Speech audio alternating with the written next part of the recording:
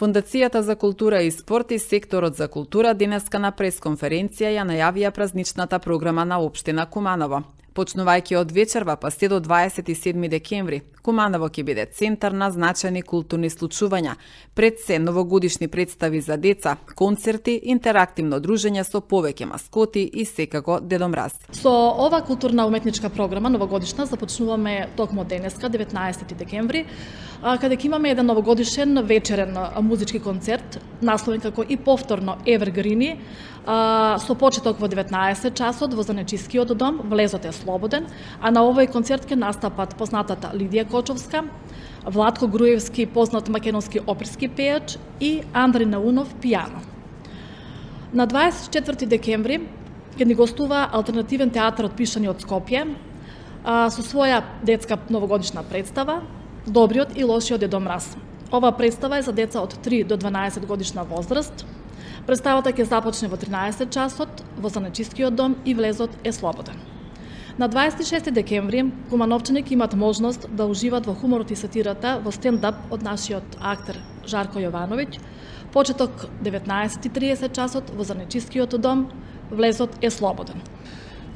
Ние почнувајќи од претходната година видовме дека има интерес од нашите кумановчани на 27 и 28 да бидне новогодишните обележување на новогодишните празници во 2 дена и со тоа што 27 декември го поделивме во 2 дела и тоа првенствено првиот дел ќе биде со почеток од 12 часот, каде што ќе имаме програма за нашите најмили, каде што ќе имаме Дедо Мраз, маскоти, делење на пакетчиња, новогодишни колачи, топло вино, но тука би сакал да потенцирам овој дел ќе ни помогнат две компании, тоа е обезбедувањето Магнум и Етно село Тимчевски, каде што нивните прослави со вработените ги пренасочуваат за пакетчиња за најранливите категории. Со ова упатувам апел до останатите општествени одговорни компании да може да се приклучат кон овакви акции.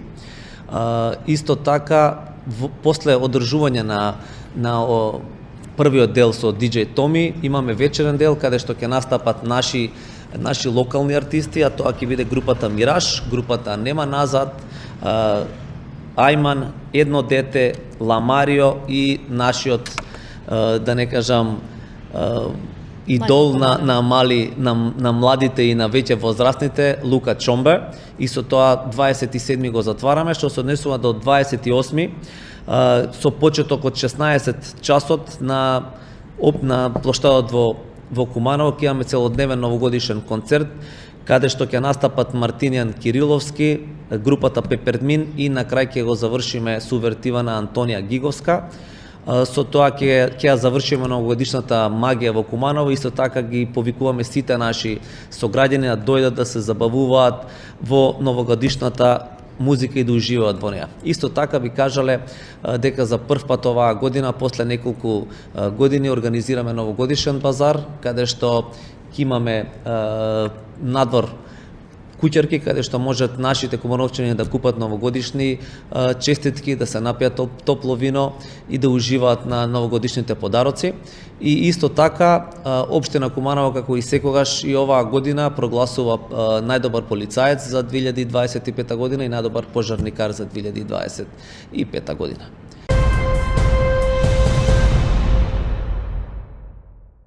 Одсекот за превенција при секторот за внатрешни работи Куманово во соработка со општинската организација на Црвен крст и итната медицинска помош денеска на градскиот плоштад организираше показна симулациска вежба по прва помош. Целта е активноста да придонесе за зголемување на свеста кај граѓаните за ризиците од употреба на пиротехнички средства, демонстрирање на значењето на брза и правилна прва помош, како и за унапредување на соработката и координацијата помеѓу Црвен крст, секторот за внатрешни работи Куманово и здравствените служби. Јас сум Ива Додевска. Денеска изведовме симулацијска вежба за употреба на пиротехнички средства, каде што всушност имавме 3 повреди кои што се најчести во оваа непоскубано сценарио. Имавме ампутирани прсти, изгорени се на дланка, како и удар во пределна слепоочница. Исто така сакавме да напоменеме, јас сум Адем Левиć, сакам да напоменам на младите да ги чисто информираме и да ги дадеме еден апел, да не наоѓаат среќата или да се забавуваат преку пиротехниката, туку да си го прослават детството како што е и редот.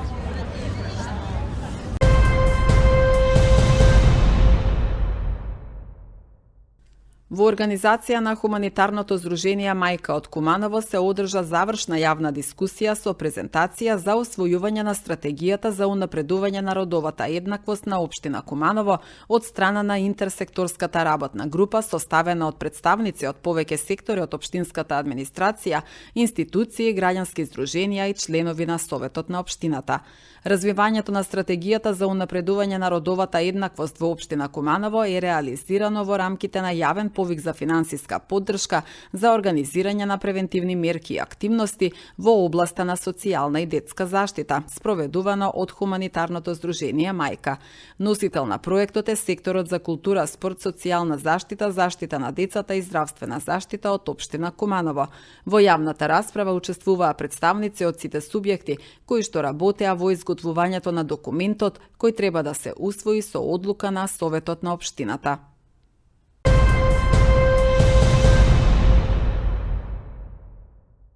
Што порачаа корисниците на порака наша по повод меѓународниот ден на лицата со попреченост и 19-тиот роден ден на Здруженијето? Се планирали унапредување на процесот на професионална рехабилитација? Имали во Куманово позитивни примери на вработени лица со попреченост? На овие и други теми вечерва во емисијата Став разговараме со председателот на порака наша Саша Арсениевски и дефектологот Фросина Симоновска. Емисијата започнува во 20 часот.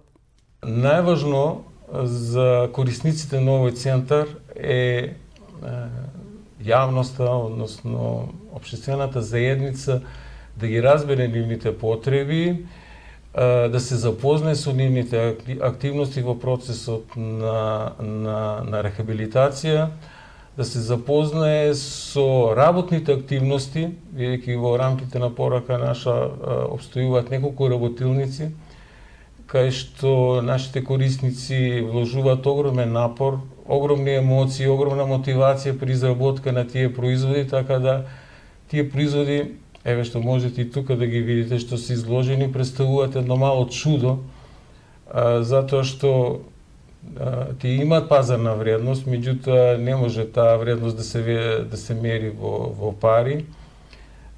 Трудот, емоциите вложени во овие производи се, значи, стварно рушење на планини, совладување на огромен број на предизвици, затоа што при изработка на овие производи е потребна и една фина моторика кај овие лица, кај што кај одреден број од нив има и физичка попреченост.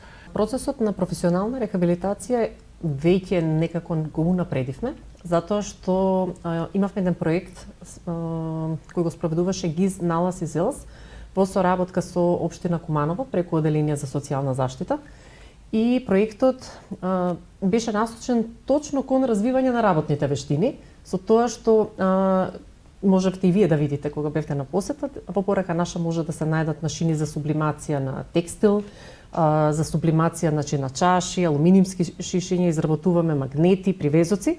Исто така, значи, добивме 3D принтер, преубави имам изработки сега од рацете на нашите корисници, и исто така изработуваме најново се восочни свеќи.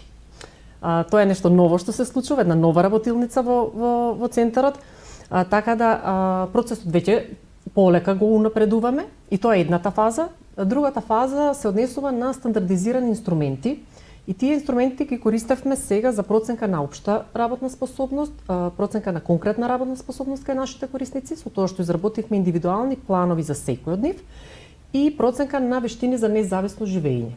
Предност наша е што овие инструменти се стандардизирани и ќе бидат дел од националната методологија за проценка на лица со попреченост.